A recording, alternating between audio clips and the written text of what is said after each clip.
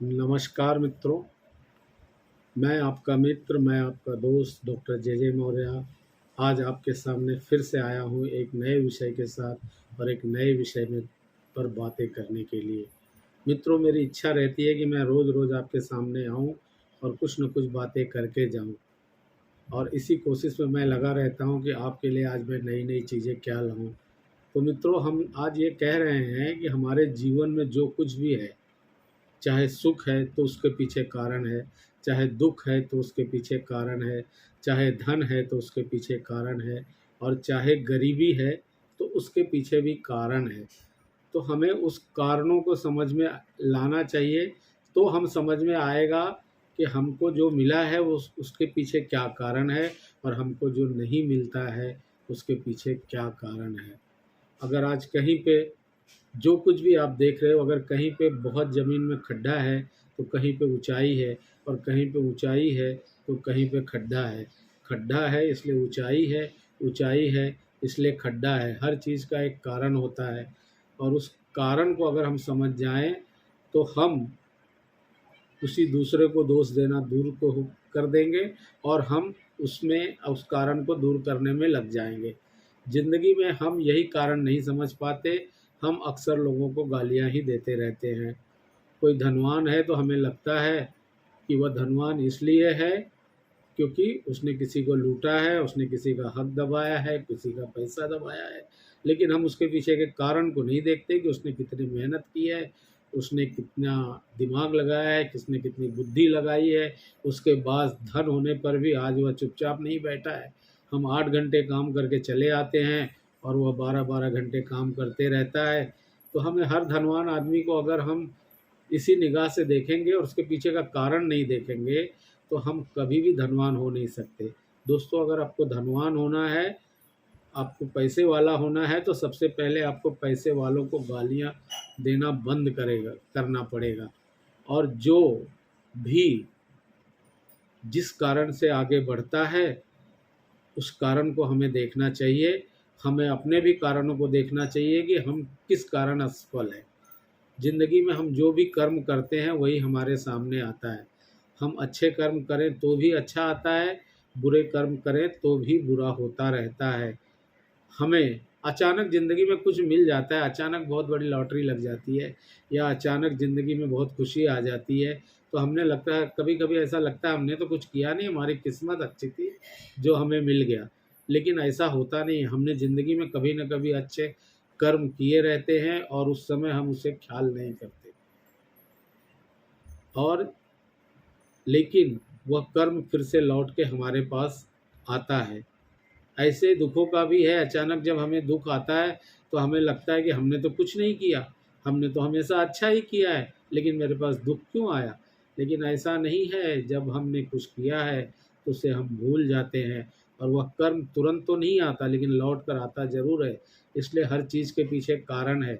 आदमी मोटा है ना तो भी उसके पीछे कारण है, आदमी पतला है तो भी उसके भी पीछे कारण है। मोटा है तो क्या वैसे ही नहीं मोटा हुआ है, उसने मोटे होने के लिए भी खूब मेहनत की है, खूब मिठाइयाँ खाई हैं, खूब रबड़ी जलेबी खाया है, खूब मैदे की चीज़ें खाई हैं, खूब समोसा खाया है, खूब बटाटा वड़ा खाया है, आराम से सोया है, बिल्कुल मेहनत नहीं किया है। तो ये तो इसका कारण हुआ ना, जो कारण है उसका प्रभाव हमारे जीवन पे पड़ता है। तो कहने का मतलब है हमें कारण भी खोजना चाहिए। यहाँ तक कि हमारे पास बहुत सी बीमारियाँ तो इस ऐसे जो अलग-अलग कारण है उसके कारण आते हैं। कभी-कभी ऐसी बीमारियां जिसको हम एक्सप्लेन नहीं कर सकते उसका भी मुझे अनुभव हुआ है। एक औरत थी जो मेरे पास बार-बार आती थी, उसके घुटने में दर्द रहता था, थोड़ा दवाई ले जाती थी, 2-4 दिन ठीक रहती थी और फिर आती थी और फिर दुखने लगता था। तो मैं उससे पूछता, भई ऐसा क्यों हो रहा है? बोलती बहुत काम करना पड़ता है ना, इसलिए दर्द होता है। तो मैंने कहा कि कुछ दिन आराम कर लो, घर में कौन है? बोली मेरी सास है। मैंने कहा सास से कह दो कि डॉक्टर ने कहा है कि तुम्हारे घुटने में दर्द है, तो डॉक्टर ने कहा है कि कुछ दिन आराम कर लो। तो उसने कहा वो लंगड़ी मुझे क्या आराम देगी, वो तो बहुत ही ख़राब है, मुझसे दिन भर काम करवाते रहती है और मेरी शिकायत मेरे पति से करती रहती है, वो लंगड़ी बहुत ख़राब है। वो अपनी सास को लंगड़ी कह दे रही थी। मुझे समझ में नहीं आया कि लंगड़ी क्यों कह रही है। फिर मैं थोड़ा टाइम चुप रहा और मैंने कहा देखो, तुम अपनी सास को लंगड़ी कहती हो और आज तुम खुद लंगड़ी हो गई हो। अगर ये तुम्हारे कर्म है, ये तुम्हारा कर्म है जो तुम्हारे पास आ रहा है और तुम्हें लंगड़ा बना रहा है, तो तुम्हें इसके लिए क्या करना पड़ेगा? तुम्हें इसके लिए यही करना पड़ेगा कि अपने सास को लंगड़ी कहना बंद करना पड़ेगा। लेकिन इसके पहले जो तुम कर चुकी हो उसके लिए तुम्हें क्या करना पड़ेगा, ये भी तो जान लो। जो कर्म हो गए हैं उसका भी तो निवारण करना है। उसने कहा क्या करना पड़ेगा? मैंने कहा कि तुम जाके अपने सास से माफ़ी मांग लो और कहो मैं ऐसे शब्दों का उपयोग नहीं करूँगी। उसने कहा मुझ में इतनी हिम्मत नहीं है कि मैं ऐसा कह सकूं, अब मुझे बड़ी शर्मिंदगी महसूस होगी। तो मैंने कहा ठीक है, तुम ऐसा नहीं कह सकती हो तो दिन में कम से कम 3 बार अपनी आंखें बंद करके बैठो और सास का पिक्चर अपनी आंखों के सामने लाओ और उससे आंखें बंद करके ही माफ़ी मांगो कि हे सासू माँ, मुझे क्षमा करो, मैंने तुम्हें लंगड़ी कहा, ये गलत है, तुम भी मेरी माँ जैसी हो और आज मैं भी लंगड़ी हो गई हूँ। मैंने तो जो भी तुम्हें मानसिक रूप से तकलीफ़ दिया है उसके लिए तुम मुझे क्षमा करो। उसने मेरी बातें मान ली और वह अपने घर गई और उसके बाद करीब 8-10 दिन के बाद आई और उसने कहा डॉक्टर धीरे धीरे मेरा दर्द बहुत कम हो गया है।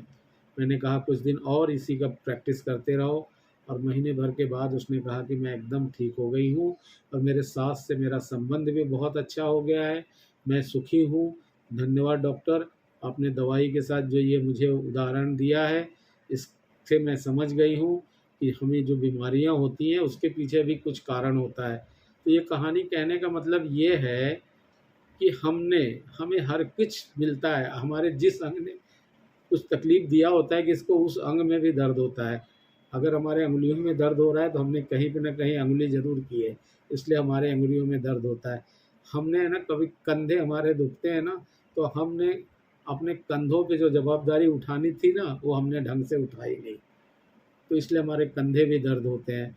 तो हम जिस अंग में दर्द होता है समझो उस दर्द ने कुछ तो किया है, तो इस कारण को हम समझें और उस तरह से हम अपने दुखों का निवारण करें। जब हम यह चीज़ समझ जाएंगे ना कि हमारे दुखों का कारण क्या है, हमारे सुख का कारण क्या है, या हमें ये चीज़ क्यों नहीं मिलता है, या फला फला व्यक्ति मेरे साथ ऐसा व्यवहार क्यों करता है, जब ये हम समझ जाएंगे तब हम दूसरों को दोष देना बंद कर देंगे कि आज मेरे घर में पैसा नहीं है तो मेरे पिताजी उसके लिए जवाबदार हैं, आज मेरे घर में कुछ दुख है तो मेरे रिश्तेदार जवाबदार हैं। कितने लोग तो पिताजी और रिश्तेदार नहीं, इस देश की सरकार, इस देश की सिस्टम, इस देश की प्रधानमंत्री तक अपने दुख के लिए चले जाते हैं। तो ये हमें दूसरों को दुख देख के न देख के हमें देखना होगा कि इसके पीछे का कारण क्या है, इसके पीछे का कर्म क्या है। उस कारण को हम सुधार लेंगे, उस कर्म को हम सुधार लेंगे तो हमारे जीवन में ज़रूर सुधार आएगा। तो आज के ये कहने का मतलब ये है कि हम किसी को दोष न दे के अपने जीवन में उसके कारण को खोजें, उस कारण को दूर करें और सुखी हो जाएं। तो बस आज के लिए इतना ही। आज आपके साथ बातें करके बड़ी मज़ा आ रही है, अच्छा लग रहा है। धन्यवाद, नमस्कार, फिर मिलेंगे। आपको अगर ये वीडियो अच्छा लगा तो आप इसको शेयर करो, इसको लाइक करो और आप कमेंट भी करो। कमेंट करोगे तो मैं कुछ ना कुछ तो जवाब दूंगा ही, और आपसे बातें करके मुझे अच्छा लगता है। धन्यवाद।